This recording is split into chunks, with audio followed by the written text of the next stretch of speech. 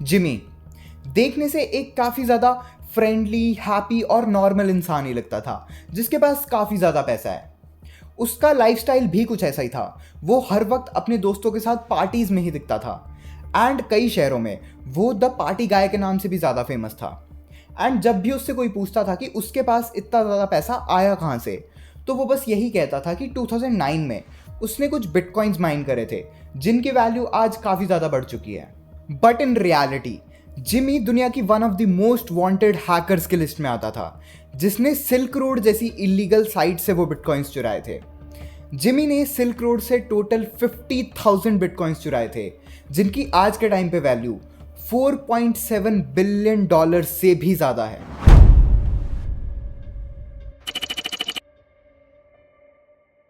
Jimmy was born in Shanghai, China, लेकिन उसके बाद उसकी फैमिली शिफ्ट हो जाती है यूएस एंड उसकी स्कूलिंग भी वहीं से होती है।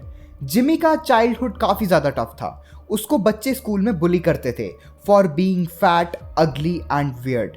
बट उसके पेरेंट्स भी उसका ज़्यादा साथ नहीं दे पाते थे।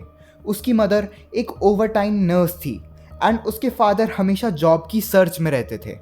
कुछ टाइम बाद जिमी के पेरेंट्स का डिवोर्स हो जाता है एंड बिना किसी फैमिली सपोर्ट के जिमी सोशली काफ़ी ज़्यादा वीक था। उसका कोई दोस्त नहीं था एंड वो हर टाइम अकेला अकेला ही रहता था। एंड जब भी वो लोनली फील करता था, वो उस टाइम इंटरनेट को सर्फ करा करता था। कंप्यूटर्स की दुनिया में वो इतना ज़्यादा घुस चुका था कि मिडिल स्कूल आते आते उसने काफ़ी सारी प्रोग्रामिंग लैंग्वेजेस भी सीख ली थी एंड अब वो कंप्यूटर्स में एक्सपर्ट हो चुका था।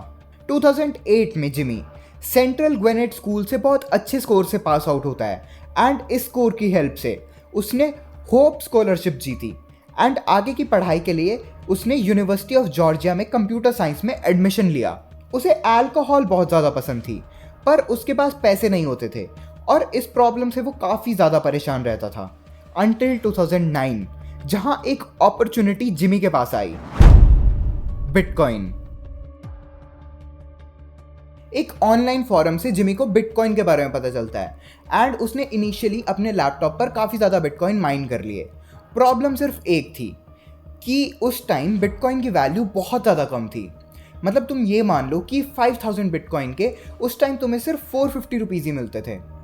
लेकिन इनिशियली जिमी ने बिटकॉइन काफ़ी ज़्यादा माइन कर लिए थे एंड इवेंचुअली उसने अपना माइनर बंद कर दिया एंड वो उसके बारे में भूल जाता है।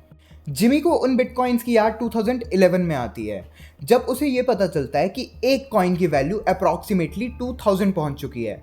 तो इसीलिए उसने अपने पुराने बिटकॉइंस ढूंढने की कोशिश करी, बट नो लक, उसे वो बिटकॉइंस कभी नहीं मिले। जिमी को गैम्बलिंग की गंदी आदत थी एंड उसकी एक फेवरेट वेबसाइट थी बिटकॉइन पॉन्जी, जहां वो गैम्बलिंग के लिए जाया करता था। बट वो साइट काफ़ी जल्दी बंद हो जाती है, leaving Jimmy with nothing. But Jimmy भी कंप्यूटर्स के मामले में काफ़ी ज़्यादा टैलेंटेड था एंड उसकी कंप्यूटर साइंस की डिग्री ने उसे इतना तो सिखा दिया था कि वो खुद की एक ऐसी वेबसाइट बना सकता है। तो दैट्स व्हाट ही डिड। उसने खुद की एक ऐसी वेबसाइट बनाई जिसमें वो यूज़र्स से वेबसाइट पे खेलने के लिए एक फ़ी चार्ज करता था एंड इसके साइड में वो बिटकॉइन माइनर्स की हेल्प से कॉइन भी माइन कर रहा था एंड दोनों की हेल्प से उसने काफ़ी ज़्यादा कॉइन्स इकट्ठे कर लिए थे। उसके पास इतनी ज़्यादा इनकम हो चुकी थी कि parties and alcohol were now normal and even तक कि वो हर वीकेंड ड्रग्स की वजह से ब्लैकआउट भी हो चुका था और यही ड्रग्स की आदत उसे बिलियनर बनाने वाली थी। जिमी को एक दिन ड्रग्स की सर्च में सिल्क रोड के बारे में पता चलता है, जो कि उस टाइम काफ़ी ज़्यादा पॉपुलर थी डार्क वेब पे। एंड इसका मेन रीज़न ये था कि यूज़र जो चाहे वो ड्रग्स ले सकता था बिना किसी की इंटरफेरेंस के एंड जितनी भी ट्रांजैक्शन होती थी वो सब अनोनिमस होती थी बाय बिटकॉइन। मतलब जिमी अपनी जितनी भी ट्रांजैक्शन थी उनको हाइड कर सकता था। जिमी ने पहले भी इस साइट में बिटकॉइंस डिपॉजिट किए हुए थे एंड एक दिन उसने यही सोचा कि वो ट्रांजैक्शन के बाद अपने बचे हुए बिटकॉइन को विड्रॉल कर लेगा। बट विड्रॉ के टाइम पे जिमी ने एक्सीडेंटली विड्रॉ बटन पे 2 बार क्लिक कर दिया एंड 2 बार ट्रांजैक्शन हुई एंड जितने भी कॉइन उसके अकाउंट में थे वो सब डबल हो चुके थे। जिमी ने एक्सीडेंटली एक कोडिंग मिस्टेक को डिस्कवर कर लिया था जिसके बारे में आज दिन तक किसी को नहीं पता था। 19 सितंबर 2012 को जिमी ने सिल्क रोड पे एक नया अकाउंट बनाया बाय द यूजर नेम टॉर्मेंटोर। इस अकाउंट पे उसने 500 बिटकॉइंस को डिपॉजिट किया एंड विड्रॉ के टाइम पे उसने 5 बार विड्रॉ बटन को स्पैम किया एंड देखते ही देखते उसके अकाउंट में 2500 कॉइन्स वापस आ गए। एंड वैसे ही उसने दोबारा ये ट्रिक को यूज़ किया for 1000 coins and the profit was 3000 coins, जिसकी वैल्यू आज के टाइम पे अबाउट $30,000 से भी ज़्यादा है। अब सोचने वाली बात ये थी कि ये कोई इन्फाइनाइट मनी ग्लिच तो नहीं था, ये सारे बिटकॉइंस कहीं ना कहीं से तो आ रहे थे, राइट? एंड इसका आंसर था सिल्क रोड का टम्बलिंग सिस्टम। जब भी कोई साइट पे डिपॉजिट करता था, वो डिपॉजिट बाकी अमाउंट के साथ मिक्स हो जाता था एंड सारा अमाउंट पूल हो जाता था, जिससे कि वो ट्रांजैक्शन किसी के लिए भी ट्रैक करना काफ़ी मुश्किल हो जाती थी। अब विड्रॉ के टाइम जितने ज़्यादा कॉइन उस पूल में होंगे उतने ज़्यादा जिमी निकाल सकता था, और सिल्क रोड पे एक दिन का 50,000 कॉइन्स का ट्रांजैक्शन ऑन एवरेज होती थी।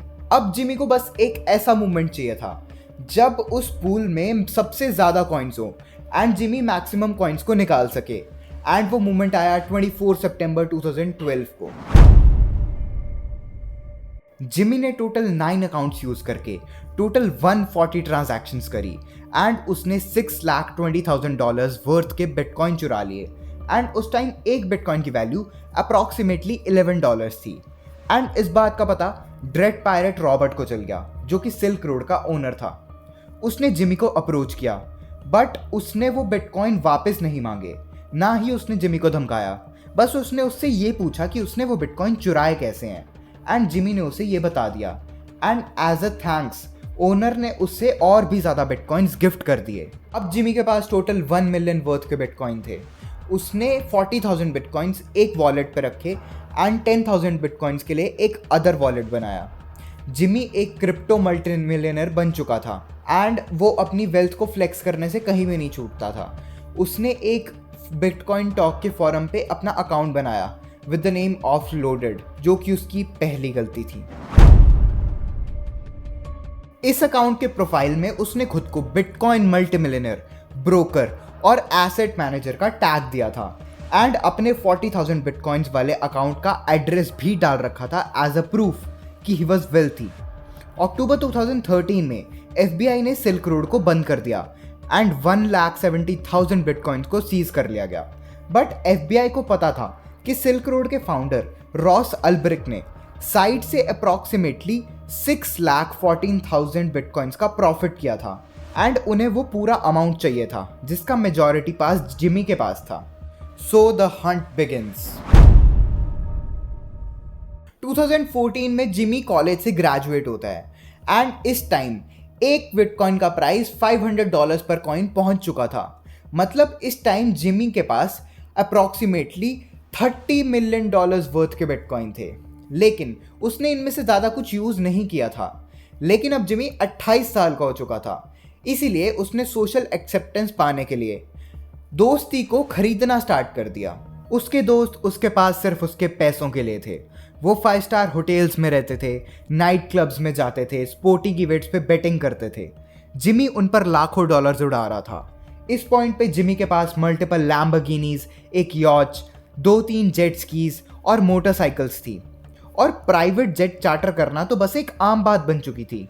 यहाँ तक कि वो अपने दोस्तों को USBs, जिसमें 50-60 बिटकॉइंस होते थे, वो ऐसे ही गिफ्ट कर देता था, और इन USBs की वैल्यू मिलियंस में थी। एक पॉइंट पे उसने बिटकॉइन के बदले $7 लाख कैश निकलवाया ताकि वो फुल ब्रीफ केस बाहर ले जा सके और जैसे कि मूवीज में होता है वो फीलिंग ट्राई कर सके। But he didn't knew that it was his biggest mistake. March 2019 में जिमी के घर में चोरी हो जाती है।